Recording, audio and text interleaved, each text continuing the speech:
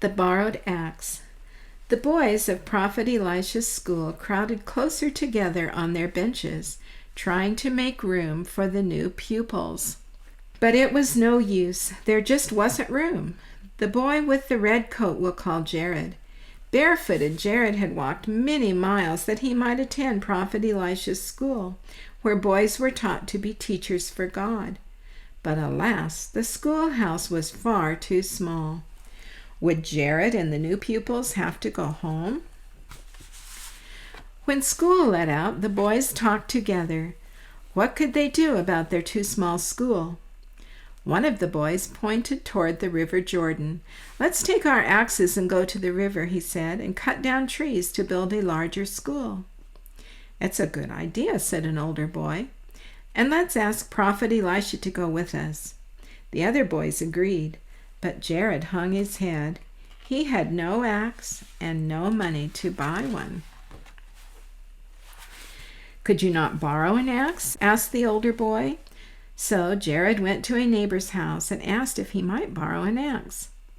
"You may borrow my axe," said the neighbor, "if you will take good care of it."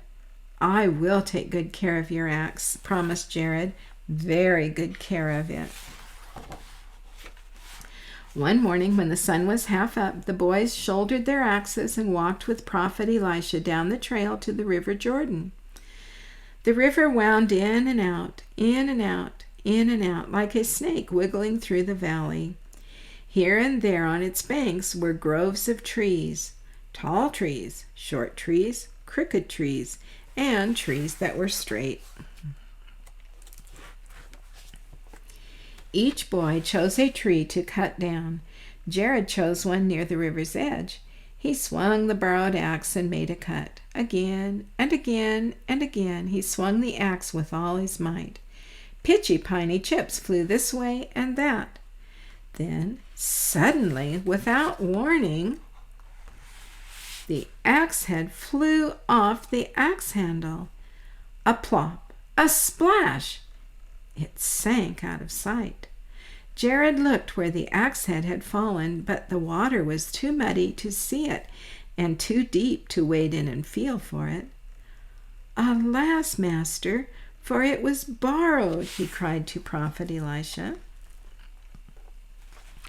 "Where did it fall?" Prophet Elisha asked. Jared showed him the place. Prophet Elisha cut down a stick. Then, asking God for help, he threw the stick into the river where the axe head had fallen. The boys watched to see what would happen. They saw the stick floating on the water, and then up, up, up through the muddy water rose the axe head. Up, up, up to the surface of the water, and there it floated beside the stick, like a toy boat on the river. "Take it up," said Prophet Elisha. Joyfully, Jared splashed in after it. He fastened the axe head tightly to the axe handle and finished cutting down his tree. With a push and a pull, the boys dragged the tree logs along the trail.